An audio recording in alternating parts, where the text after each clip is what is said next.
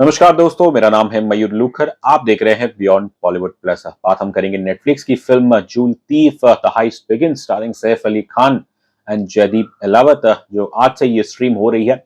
मैंने ये फिल्म कल एक स्पेशल स्क्रीनिंग में देखी। जल्द इस पे बात करेंगे, लेकिन उससे पहले आप मेरे चैनल को जल्दी सब्सक्राइब कीजिए and don't forget to press the bell icon. English is a funny language. यहाँ तो एक कॉन्वेंट को भी आर्टिस्ट कहलाते हैं। अब ये कहना है एक खूबसूरत महिला फरा, और वो कह रही है हमारे चुलतीफ से रेहान यानी कि सैफ अली खान, लेकिन हमारे विटी तीफ वो पलट जवाब देते हैं कि मैडम कभी खुद चोरी करके ट्राई कीजिएगा, तब आपको एहसास होगा कि इसके अंदर कितनी कला, कितनी आर्ट इन्वॉल्व है। देखिए, अब असल जिंदगी का तो मुझे नहीं पता, लेकिन जब बात होती है सिनेमा जगत की, तो चोरी को एक आर्ट फॉर्म की तरह दिखाया जाता है। और बल्कि इसकी लोकप्रियता तो यूं है कि अब तो ये एक हाइस्ट जॉनर भी बन चुका है। तो ये अगर मैं बात करूं इंडियन सिनेमा, खासकर बॉलीवुड की, तो इसमें जो पहला नाम आएगा वो हमेशा विजय आनंद जी की फिल्म चूल तीफ 1967 में आई थी, starring the legend Dev Anand. और फिर 1996 में इस फिल्म का एक सीक्वल भी आया था, जिसके लिए हमारे देवानंद साहब आए थे वापस, लेकिन दुर्भाग्य से वो फिल्म इतनी खास नहीं चल पाई। खैर, 58 साल के बाद डायरेक्टर्स रॉबी ग्रेवाल और फिर कुकी गुलाटी ये लेके आए हैं एक अपने ज्वेल तीफ की कहानी। अब इसके अंदर विजय आनंद को तो एक ट्रिब्यूटरी मेंशन तो किया गया है, लेकिन यहाँ मैं सिद्ध कर देता हूँ कि ये फिल्म कोई रीमेक या कोई सीक्वल नहीं है। इसकी अपनी अलग कहानी, और इसकी कहानी की जो दिलचस्प बात यह है कि इसकी जो दो लीडिंग कैरेक्टर्स है, वो दोनों ही जुर्म की दुनिया से आते हैं। तो यहाँ है हमारे Saif Ali Khan, who plays is sexy uber cool very suave con artist called Rehan. और रेहान को हायर किया है राजन औलख ने। Rajan is played by Jaideep Ahlawat, और वो चाहते हैं कि रेहान उनके लिए जो रेड सन डायमंड है वो चुरा के लेके आए। ये रेड सन डायमंड जो है ये बिलोंग करता है एक अफ्रीकन प्रिंस गमूनो को, और जल्द इस डायमंड को मुंबई में एक एग्जीबिशन में इसे शोकेस किया जाएगा। और रेहान का काम है कि बस यहीं से उन्हें वो डायमंड चुराना है। अब रेहान राजन को इत्तला करते हैं कि भाई ये डायमंड चुराना इस आर्ट गैलरी से बड़ा ही नामुमकिन है, इसकी सिक्योरिटी बहुत ही टाइट है। और वो कहते हैं कि आखिरी बार इस तरह की चोरी जब किसी ने की थी तो वो तो थी इन 1995-96, जब एक नील मैककॉले नाम का कॉन आर्टिस्ट उसने कुछ ऐसी चोरी की थी। मैं आपको बता दूं, जो ये नील मैककॉले हैं, दरअसल this is a famous character by Robert De Niro in Michael Mann's 1995 और 1996 फिल्म कॉल्ड हीट। वहाँ पे ये कॉन आर्टिस्ट बने हुए थे। इमीडिएटली यहाँ पे मैं क्लियर कर देता हूँ कि हॉलीवुड फिल्म और हमारी इस बॉलीवुड फिल्म में कोई और कनेक्शन नहीं है। ना एक चीज और है कि रेहान और Rajan they are not thick as thieves. तो फिर खैर इस रेड सन डायमंड को चुराना ये शायद उतना ही मुश्किल है जितना हमारे राजन जिन्होंने वादा किया है कि वो इस काम के लिए 250 करोड़ रुपए देंगे रेहान को। अब खैर डेट और डेस्टिनी वो इन दोनों किरदार को मिलाती है, और आगे की कहानी वो तो खैर जब आप फिल्म देखेंगे तो बेहतर रहेगा। अब रेहान की जो बैक स्टोरी है, एक पर्सनल स्टोरी है इनकी, और फिर जो इनका मकसद है, फिर जो ये तरीके इस्तेमाल करते हैं ट्रायल्स एंड इस फिल्म के अंदर जो चीज़ आपको देखने को मिलेगी, टेक्निकलिटीज, बैकग्राउंड स्कोर, म्यूजिक, इन सब का जो मिश्रण है, और वो सुनने में मेरे ख्याल से काफ़ी अच्छा लगता है। एंड आई एम श्योर कि ये फिल्म जब पहली बार प्रोड्यूसर सिद्धार्थ आनंद को सुनाई होगी ये स्क्रिप्ट, तो उन्हें भी काफ़ी अच्छी लगी होगी, और फिर सिद्धार्थ आनंद वो इस कॉन्सेप्ट को नेटफ्लिक्स के पास लेके गए होंगे, तो एट पिच लेवल मेरे ख्याल से ये बड़ी इम्प्रेसिव कहानी लगी होगी। लेकिन कहते हैं as always there is plenty of slip between the cup and the lip. फिर ऐसा मानना है कि पहले तो डायरेक्टर रॉबी ग्रेवाल जो पहले इस फिल्म के डायरेक्टर थे, और फिर जो फिल्म की रीशूट हुई थी उसके अंदर फिर कुकी गुलाटी को बुलाया गया था एज डायरेक्टर। एंड समय आई फील दैट फिल्म देखने के बाद इन दोनों डायरेक्टर्स ने they couldn't really do justice to this very promising plot. और इसका आई थिंक मुख्य कारण जो ये है कि जो ओवरऑल स्क्रीन प्ले है, अब वैसे तो मेरे ख्याल से लिखा तो ठीक ठाक गया है, लेकिन लिखने में और फिर जब फाइनल प्रोडक्ट जब पर्दे पे आता है तो उसमें बड़ा डिफरेंस रहता है। और डिस्पाइट इसकी लिखी गई ये कहानी ठीक है और इंटरेस्टिंगली इसके स्क्रीन पे क्रेडिट में एक जो नाम है वो है एक शख्स डेविड लोगन। अब इनके बारे में मैं जब पढ़ रहा था तो पता चला कि ये एक इंग्लिश राइटर ऑथर है और जो हॉलीवुड में काम करते हैं और इन्होंने कुछ नामी गामी किताब लिखी और उन पे फिल्म बनी जैसे कि सर्कस और एक लॉस्ट क्रिसमस। अब ये सर्कस फिल्म के बारे में जो मैं थोड़ा पढ़ रहा था तो पता चला ये एक न्यू नोआर क्राइम ड्रामा है जिसके अंदर there are two lovers who are also con artist. अब खैर मुझे नहीं पता कि इस हिंदी फिल्म चूल तीफ की भी स्क्रीन प्ले इसी डेविड लोगन साहब ने लिखा है। अब ये तो खैर फिल्म के जो बनाने वाले हैं वो बेहतर बता पाएंगे। बट ये है कि लोगन साहब के जब मैंने एक्स अकाउंट में देखा तो उन्होंने तो इस हिंदी फिल्म का कोई जिक्र नहीं किया। बट दिलचस्पी यही है कि जो हिंदी फिल्म की क्रेडिट्स अगर आप देखेंगे इसके अंदर कोई स्टोरी क्रेडिट दिया नहीं गया है, बस स्क्रीन प्ले में डेविड लोगन इनका क्रेडिट है। तो हो ना हो क्या पता ये वही डेविड लोगन है और ऐसा हो सकता है कि इनकी कोई कहानी कोई स्क्रीन प्ले होगा शायद अंग्रेजी में उसे अडेप्ट किया है हमारे सिद्धार्थ आनंद और कुकी गुलाटी और रॉबी ग्रेवाल ने। खैर जो नेटफ्लिक्स की देसी दर्शक है उन्हें कोई फर्क नहीं पड़ता कि ये कहानी किसने लिखी है, उन्हें तो बस अपनी एक एंटरटेनमेंट फिल्म चाहिए। अब क्या ये फिल्म जो मेरे ख्याल से कुछ 2 घंटे की है क्या ये वो हमारे ऑडियंस को वो एहसास देती है?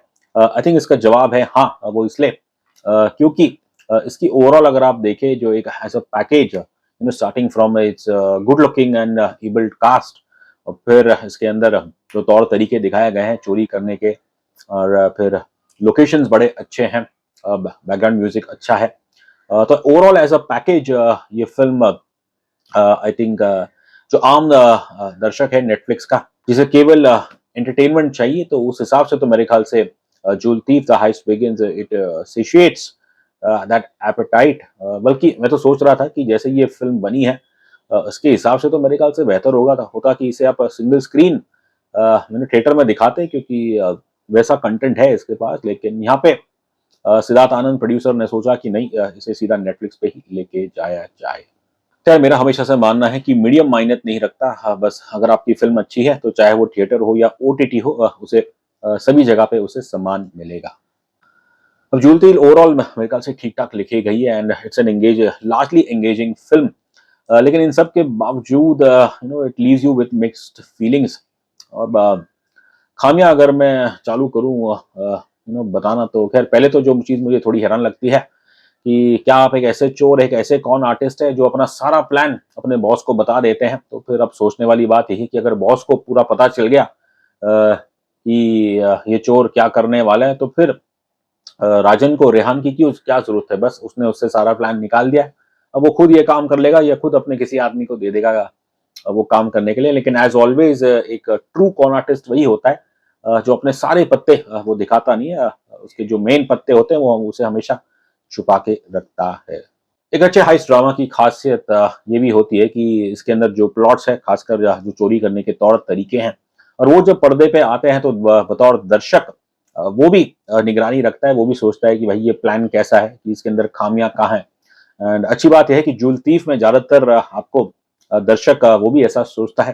तो फिर सवाल पैदा होता है कि भाई प्रॉब्लम कहाँ है। बस कम शब्दों में अगर कुछ कहूँ तो कि जैसे ही ये फिल्म इसके सेकेंड हाफ में जब मुंबई छोड़ के ये उड़ान लेती है और उसके बाद फिर जो फाइनल एक्शन जो आपको टर्की में देखने को मिलती है वो जो आई थिंक स्क्रीन प्ले है वो मेरे ख्याल से इफ मेरे ख्याल से that is what is to be blame की जिसके कारण जूल तीफ की उड़ान फिर वो नीचे आ जाती है। अब खैर केवल उड़ान नहीं लेकिन उड़ान से पहले आप देखते हैं कि यहाँ पे कॉप कैरेक्टर है Vikrant Patel that's played by Kunal Kapoor. अब ये भाई साहब हड़बड़ी में भागते हैं एयरपोर्ट में सीधा टारमैक पे जाते हैं और अपने सामने देखते हैं कि भैया जो फ्लाइट है वो तो उड़ चुकी है रेहान और फिर वो तो जा चुके हैं। और फिर वो रेडियो द्वारा वो क्रू के एक संदेशा देते हैं कि एक फोटो भेजते हैं सैफ अली खान रेहान की कि इस पैसेंजर को आप आइडेंटिफाई करें। अरे भाई इतना भागदौड़ करने की क्या जरूरत थी, जैसे ही आप अपने निकले थे एयरपोर्ट के लिए भागे थे तभी आप एयरपोर्ट के जो ऑफिशियल है ग्राउंड स्टाफ है उन्हें आप इत्तला कर देते, उन्हें भेज देते रेहान की तस्वीर और बोर्डिंग से पहले ही रेहान पकड़े जाते थे। लेकिन ये सब चीज हमारे कॉप विक्रांत पटेल विक्रम पटेल उन्होंने बिल्कुल नहीं सोची। एक चीज और जो अजीब लगती है कि प्लेन के अंदर जो एक्शन होती है वो तो एक हाईजैकिंग का रूप ले लेती है, तो फिर ऐसी स्थिति में इस प्लेन का टर्की में लैंड करना, पहली बात तो टर्की का जो एटीसी है वो अलाउ करेगा नहीं।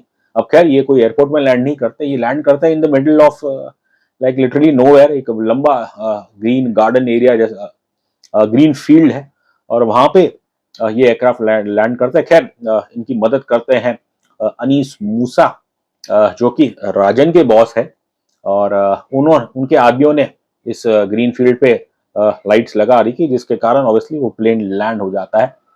और खैर लेकिन सोचने वाली बात यह है कि ऐसी स्थिति में एक नियर हाईजैकिंग सिचुएशन में तो नॉर्मली मोस्ट कंट्रीज तो अपनी आर्मी को बुला लेती, लेकिन यहाँ पे हम टर्की की आर्मी नहीं देखते बल्कि पुलिस देखते हैं। वो आते हैं हमारे इंडियन विक्रम पटेल के साथ, लेकिन जब तक वहां वो पहुंचते हैं तो वहां कोई नहीं रहता। खैर यहाँ पर मैं रिमाइंड कराना चाहूंगा कि दिस इज फिक्शन, ये तो सिर्फ एक फिल्म है, और अक्सर ऐसी फिल्मों में हमारे पुलिस वाले वो क्लूलेस ही रहते हैं। अब समस्या ये नहीं, बट समस्या यह है कि जो जो एक्टर है कुणाल कपूर, अब खैर उनके लंबे बाल तो नहीं रहे, लेकिन इतने सालों से वो काम कर रहे हैं, लेकिन आज भी उन्हें देखता हूँ एक्टिंग के मामले में बिल्कुल आज भी वो एक फ्लैट टायर की तरह है। और कहीं ना कहीं मेरे ख्याल से in terms of the casting ही is the weak link over here. अब कुणाल कपूर का तो खैर more of a supporting role है यहाँ, और फिल्म डिपेंड करती है अपने प्रोटैगनिस्ट और एंटैगनिस्ट पे, लेकिन दुर्भाग्य से मुझे ऐसा लगा दैट बतौर as a protagonist Saif Ali Khan वो भी यहाँ पे कुछ खास नहीं है। देखिए सैफ अली खान बहुत अच्छे एक्टर है, और जब बात आती है कुछ इमोशनल सीन्स की, और उनमें ये हमेशा अच्छा करते हैं। तो आप इस फिल्म में भी देखेंगे कि जो इनकी बैक स्टोरी है, खासकर जो उनका फ्रैक्चर रिलेशनशिप अपने पिता कुलभूषण खरबंदा के साथ, और वो सीन सब अच्छे दिखाए गए। और फिर जिस तरीके से ये लड़कियों को इम्प्रेस करते हैं, तो उन सब चीज में तो सैफ अली खान साहब वो हमेशा से माहिर रहे हैं ऑन द स्क्रीन। लेकिन action has never been his cup of tea, और इस फिल्म में अगर आप देखेंगे कि एक एनर्जी जो चाहिए इस टाइप के रिहान जैसे कैरेक्टर्स प्ले करने के लिए, दुर्भाग्य से वो हमें इस फिल्म में नहीं देखने को मिली। लेकिन यहाँ मैं कहना चाहूंगा कि in spite of this Saif Ali Khan has found success in this genre with films like Race, with Agent Vinod, Phantom. इस फिल्म के अंदर शायद आपको थोड़ी बहुत रेस की भी इम्प्रिंट्स दिखेंगी, लेकिन आई थिंक जो समस्या ये है कि ये सब फिल्में उन्होंने पहले की थी, और अब सैफ अली खान 54 साल के हो चुके हैं, और ये फिल्म में अगर आप देखेंगे कि he is not looking that energetic, और एक थकान सी उनके चेहरे पे भी आपको स्क्रीन में भी वो मौजूद है। और इसलिए मेरा मानना है कि रेहान जैसे कैरेक्टर्स प्ले करने के लिए जो एनर्जी चाहिए वो अब अनफॉर्चुनेटली हमें सैफ अली खान के चेहरे में वो नहीं दिखी इस फिल्म में। चलिए सैफ अली खान का तो मैं एक एलिमेंट्री काम था, लेकिन इसके जो विलन है हमारे जयदीप अहलावत साहब, वो तो एक पावर हाउस ऑफ टैलेंट है, और इनकी खासियत ये है कि अब इनकी भी कोई बॉडी शॉडी या कोई एकदम भारी आवाज ना हो, लेकिन इनकी जो टैलेंट है, जो इनकी इंटेंसिटी है, दैट्स रियली अनमैच्ड। ये जो किरदार है, पहला तो जो इसका लुक दिया गया एक रगड़ सा लुक है, बाल में शायद थोड़ा कलर वलर लगाया है, और इन्हें देख के वाकई डर लगता है। देखिए एक बुरा आदमी है, वो किस चीज पे थ्राइव करता है, वो है फियर, लोग उससे डरे। अब दुश्मन से तो खैर पाला बस कभी कभार पड़ता है, लेकिन ऐसे लोग पावर में इसलिए रहते हैं कि जब तक जो उनके लिए काम कर रहे हैं कि उनके मन में अपने बॉस के प्रति डर ना हो। फिल्म के अंदर एक दो सीन है जहाँ पे शुरुआत में हम देखेंगे कि कैसे राजन औलख वो अपने एक गद्दार उसे बुरी तरह बेरहमी से मारते हैं, बस मुक्के से ब्रूटली उसे मार देते हैं, और फिर एक वाइट क्लॉथ लेते हैं वो, और उससे उसकी सांसें रोक देते हैं। अब जो ब्लड है जो पहले बिकॉज ऑफ द वुंड्स, वो सब ब्लड उस कपड़े पे आ गया, और फिर वो इसी कपड़े को एक कैनवस पर डाल के बतौर पेंटिंग रख देते हैं। और जब इनका पहला सीन है रेहान के साथ, उसके अंदर इनका एक पेट कुत्ता है, रॉटवाइलर है, वो आता है, वो इन्हें प्यार करते हैं राजन, लेकिन फिर कहते हैं कि इंसानों से ज्यादा कुत्ता बड़ा वफादार होता है। लेकिन आज इसने तुमसे पहली बार मिला, और तुम्हारे हाथ से बिस्किट खा ली, और झट वो अपने कुत्ते को गोली मार देते हैं। सही है, रेहान हो या कोई भी हो, वो तो डरेगा कि भाई ये कैसा आदमी है। और तो ये खौफ एक होना विलेन का मेरे ख्याल से बहुत आवश्यक है, और यहाँ पे ऑब्वियसली राइटिंग की दाद देनी पड़ेगी कि जिस तरीके से क्या कैरेक्टर लिखा गया है। अब भले ही ये बहुत ही ब्रूटल हो, ग्रूसम हो, लेकिन जयदीप अहलावत बतौर एक्टर एक बार फिर वो अपनी छवि छोड़ जाते हैं। अब सैफ अली खान तो खैर इस फिल्म में रेड सन को चेज कर रहे हैं, लेकिन अगर किसी ने इस फिल्म में हमारा दिल जीता है तो वो है जयदीप अहलावत। निकिता दत्ता, मैं उन्हें पहली बार देख रहा हूँ पर्दे पे। जब जैसे ही मैंने इन्हें देखा तो पहले तो लग रहा था कि क्या ये वानी कपूर है, फिर थोड़ा लगा कि कहीं नरगिस फकरी से भी इनकी तुलना हो रही है। बस फर्क ये है कि शी हैज मोर प्रोटीन।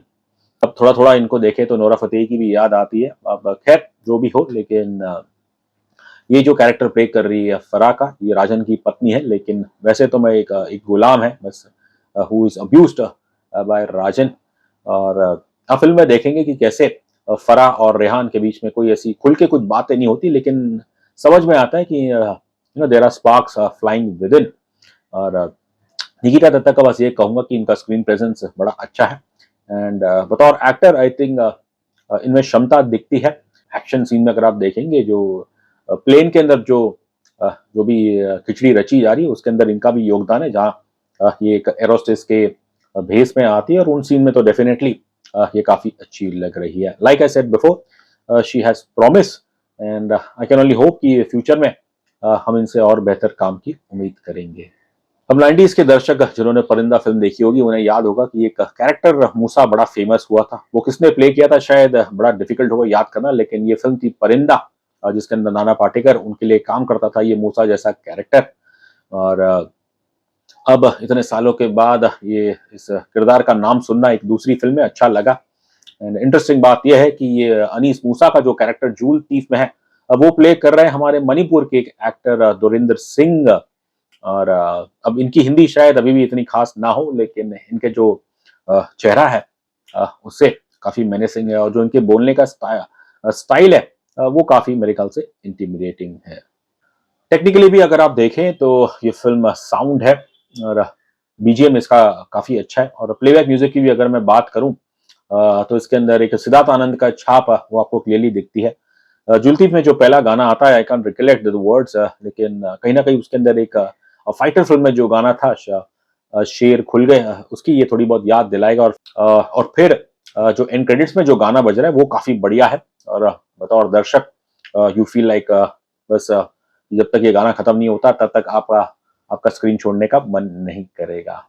अब जैसा मैंने पहले कहा, इस फिल्म के अंदर इसकी खामियां हैं, लेकिन डायरेक्टर कुकी गुलाटी और रॉबी ग्रेवाल, आई थिंक उन्होंने एक ठीक ठाक फिल्म दी है, जो मेरे ख्याल से जो एक आम दर्शक है नेटफ्लिक्स का, उसे तो वो इस फिल्म के प्रति डेफिनेटली आकर्षित करेगा। रेटिंग की बात करूं तो वैसे तो मैं इस फिल्म को 2 स्टार देने वाला था, बट क्योंकि मुझे जयदीप अहलावत साहब की परफॉर्मेंस इतनी अच्छी लगी, तो I thought instead of 1 star for his performance, क्यों ना मैं एक आधा स्टार दे दूं। तो इसलिए ओवरऑल जो joule Thief the heist begin, इसे मैं रेटिंग देता हूं 5 में से 2.5 स्टार्स।